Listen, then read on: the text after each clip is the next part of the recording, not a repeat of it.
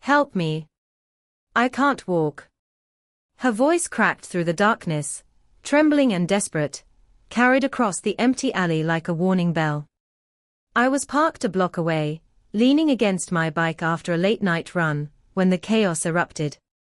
3 men were surrounding her, jeering, shoving, and trying to take advantage of her helplessness.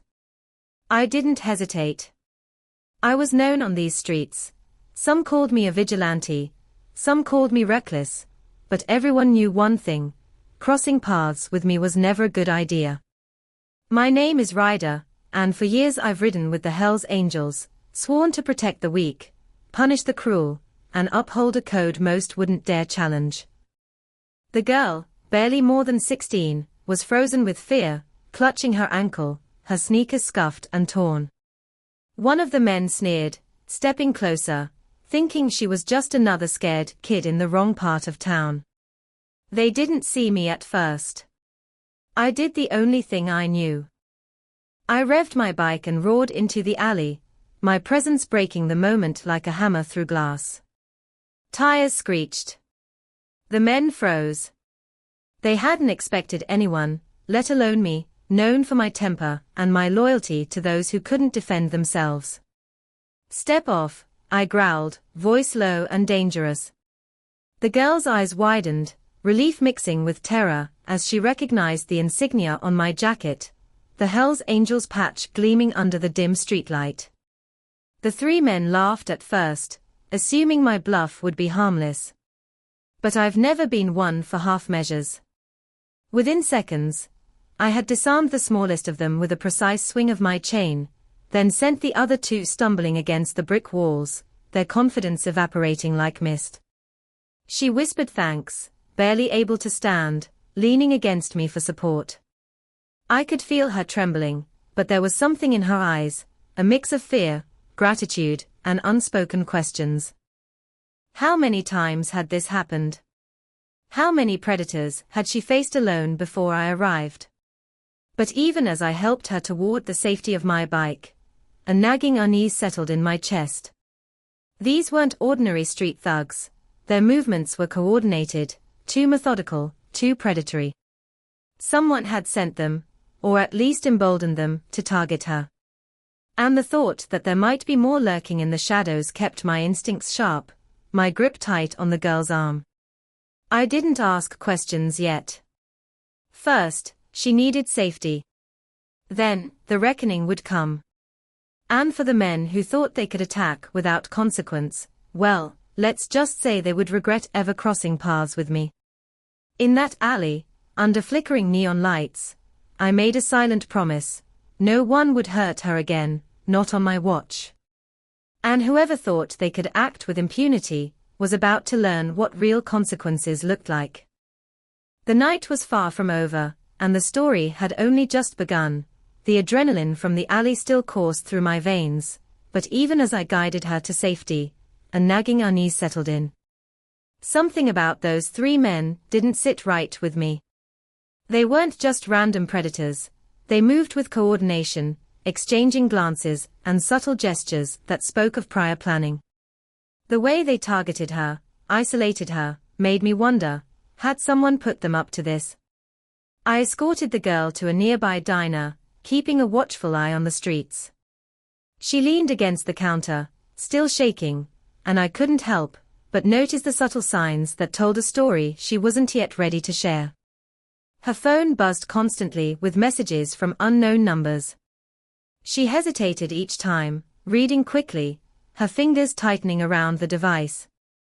There was fear in her posture, but also a strange loyalty, like she was trying to protect someone or something. Then came the first real red flag. A man in a black hoodie lingered outside, pretending to tie his shoelaces, but his gaze never left the diner. He wasn't part of the trio from the alley, he was different, calculating. I could feel it in my gut. My instinct screamed that this wasn't random, that someone was orchestrating the attacks, keeping tabs on her, testing her.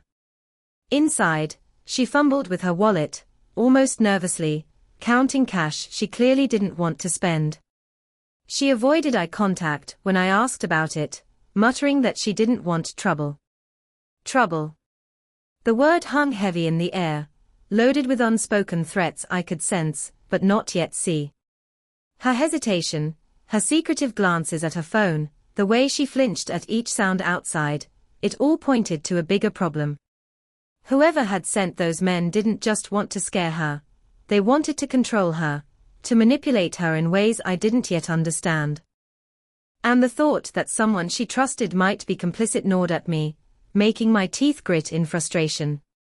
By the time we left the diner, darkness had fallen again, heavier this time, oppressive. The city lights did little to cut through the tension that clung to the alleys and side streets. I couldn't shake the feeling that every corner we turned might conceal another threat. My body remained tense, my senses on high alert. This wasn't just a street-level attack, it was something deeper, something deliberate. For the first time, I realized the emotional weight of the night. Protecting someone meant more than just muscle and bravado. It required trust, vigilance, and the constant assessment of danger. And if someone close to her was feeding this danger, someone she believed she could rely on, the betrayal would cut even deeper. I tightened my grip on her arm as we moved toward the safer streets, a silent promise burning in my chest. I wouldn't let this happen again. Whoever was behind this, and whoever they trusted, would soon find out that crossing us came with consequences they hadn't imagined. But even as I plotted my next steps, a shadow of doubt lingered. The real enemy wasn't just out there in the alley, it might be closer than either of us realized. The next morning, I decided to dig deeper.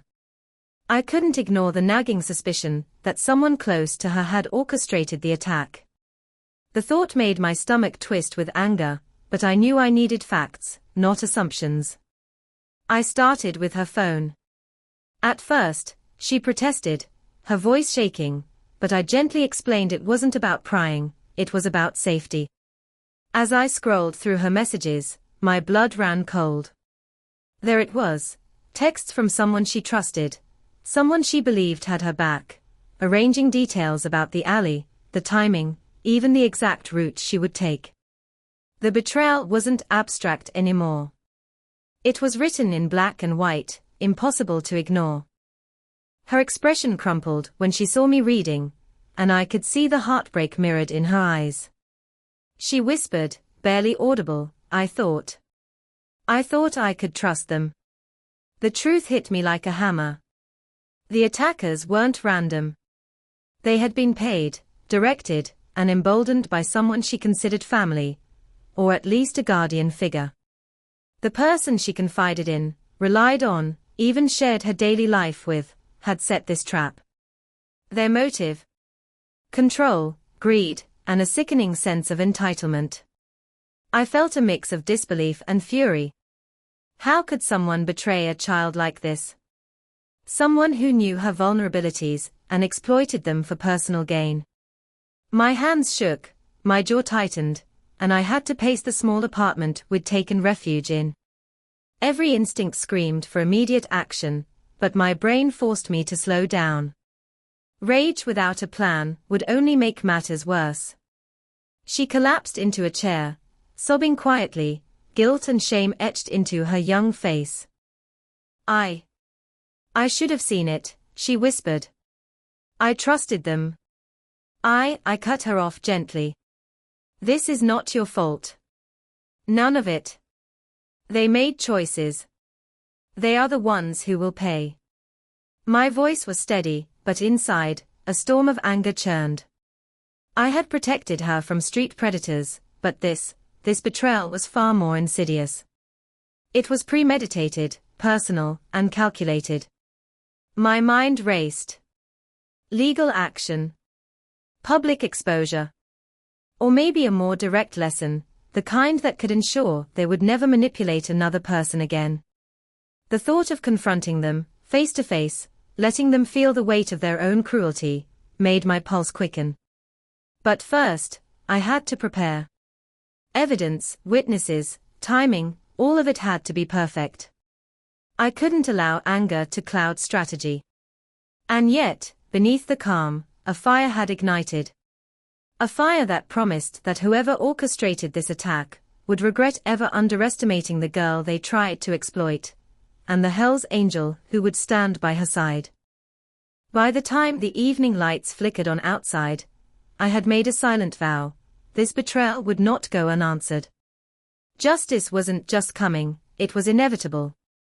And the reckoning would be devastating. The apartment felt smaller than ever that night, heavy with the weight of betrayal and fear.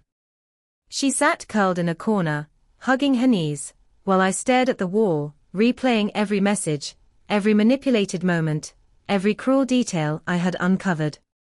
The people she trusted had set her up. They had orchestrated terror in the dark. And for a fleeting moment, I allowed the anger to consume me. But then something shifted. Anger alone wouldn't protect her. It wouldn't correct the injustice or punish the guilty. Anger without direction was chaos. I realized I needed strategy, patience, and precision.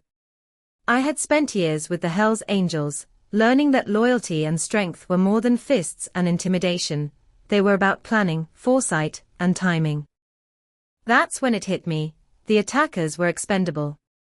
The real betrayer, the one who pulled the strings, was still out there, thinking they had won. They believed fear would keep her silent, that no one would intervene. But they underestimated both of us. I took a deep breath and knelt beside her. "Listen," I said, steady but firm, "they think this is over. They think you're broken. They are wrong. We're going to take control, and we're going to make sure they regret ever crossing us." Her eyes widened with a mixture of hope and disbelief. I could see the spark of courage rekindling, tiny but fierce. It mirrored my own. The trigger moment came when I remembered one crucial detail from the messages: a slip-up by the orchestrator. They had overshared, left a trace of communication with their own number unmasked. That single mistake meant I could identify the puppet master. I realized then that the fight wasn't just reactive. It could be proactive. We could turn their own arrogance against them. I stood, letting the fire inside me grow. My resolve hardened like steel. This was no longer just about protection, it was about justice, exposure, and reclaiming power. The girl beside me wasn't just a victim, she was a partner in this fight, and together we could dismantle the betrayal that had upended her life. "I'm done letting them control the narrative," I said aloud, almost to myself. "They think they can intimidate, manipulate, and hide behind fear. They're about to find out what happens when they underestimate us." I could feel the transformation within me, from protector fueled by anger to strategist driven by purpose. The Hell's Angel reputation wasn't just for show, it was a promise to the vulnerable. And this time, it was more personal than ever. By the time dawn broke, the haze of hurt had lifted. In its place stood clarity, determination, and a cold, calculated fire. We weren't going to wait for them to strike again. We were going to move first. And when we did, the reckoning would be unstoppable. By morning, the city outside the window looked normal, cars humming, people rushing, life moving on as if nothing had happened. That was the first lesson of the plan: evil survives because it hides in plain sight. The men who attacked her were already acting like they'd gotten away with it. And the one who orchestrated it? He was probably smiling, convinced fear had sealed her silence. I didn't intend to correct him. Not yet.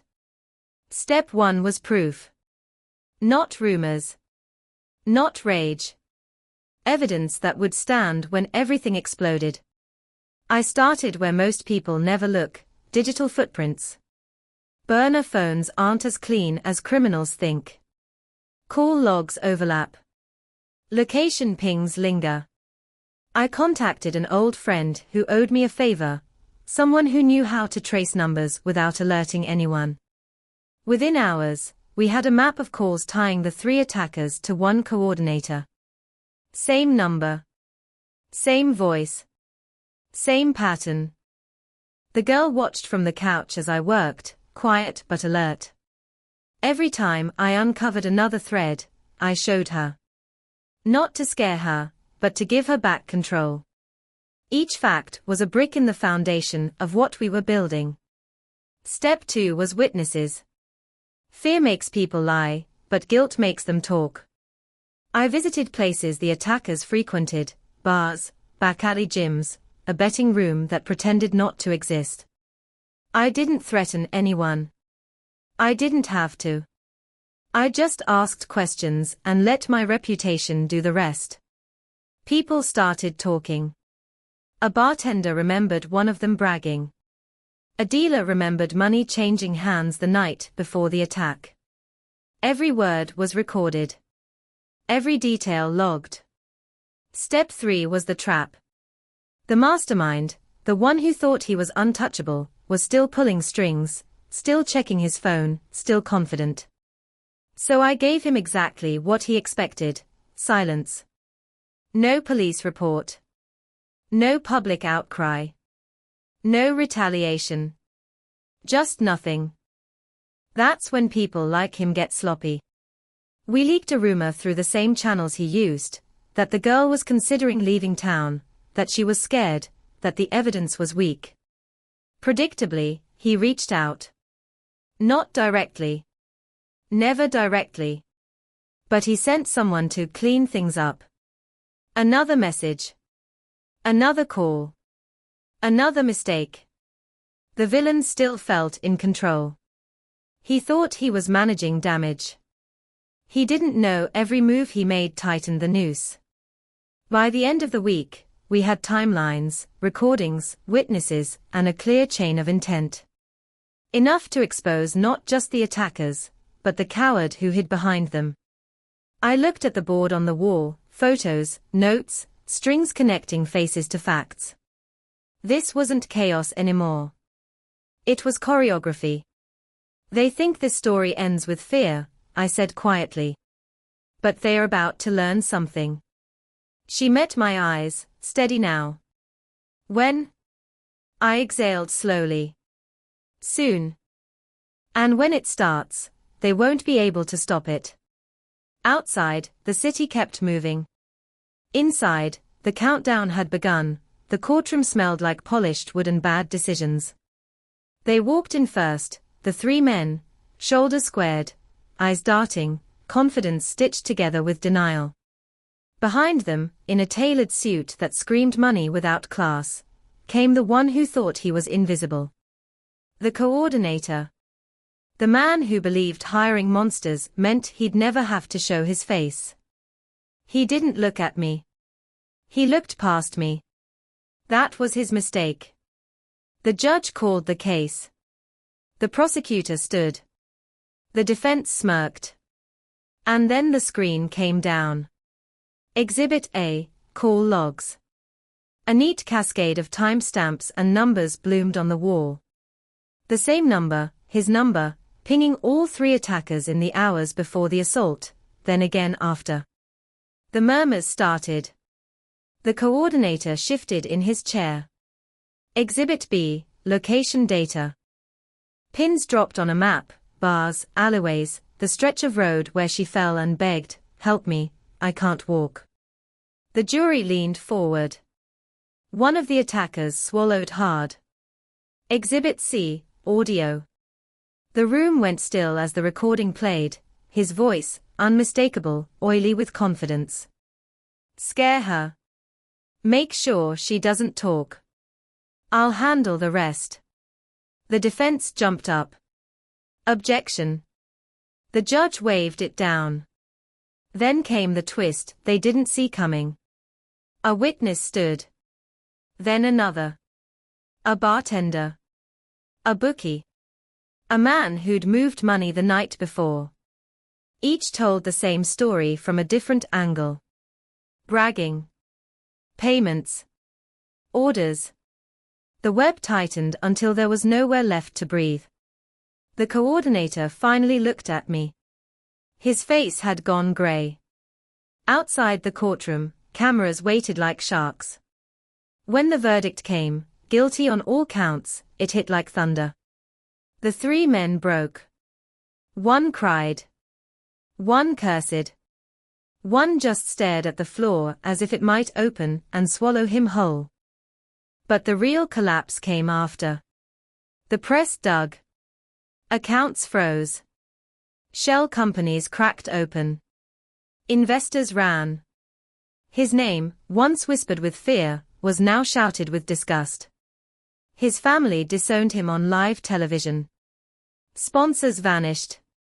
Friends denied knowing him. By nightfall, his empire wasn't just exposed, it was rubble. He passed me in the hallway, escorted, defeated. "You didn't have to ruin me," he hissed. I met his eyes. "You did that when you thought silence was for sale." Outside, the girl stood in the sunlight, stronger than the men who tried to erase her. The crowd saw her, not as a victim, but as the reason monsters finally fell. This wasn't revenge with fists. This was justice with receipts. And the world watched every second of it. The city felt different that morning, cleaner somehow, like the shadows had been swept away. The man who thought he could manipulate, intimidate, and control, the one who had sent others to harm the girl, was exposed, humiliated, and stripped of every ounce of influence he had hoarded. His empire crumbled, his alliances dissolved, and the arrogance that once made him untouchable had become the thing that destroyed him. She walked beside me, lighter than she had been in weeks. No longer trembling at every sound, no longer shrinking under the weight of fear. In her eyes, I saw not just relief, but a newfound strength, one that only comes when someone survives betrayal and emerges unbroken. She had been a victim, yes, but now she was a survivor, and the world would never look at her the same way again.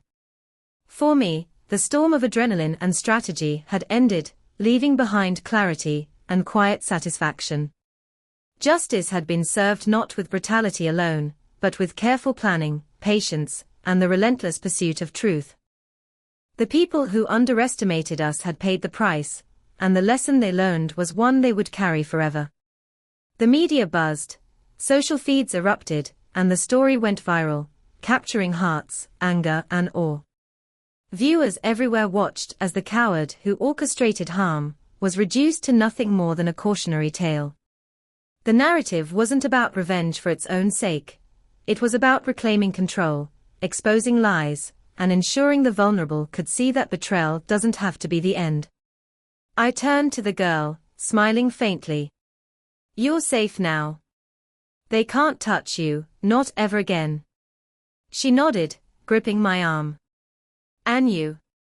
I shrugged, letting the weight of the night settle. "I've done what had to be done. I walk away knowing the truth is on our side. That's enough."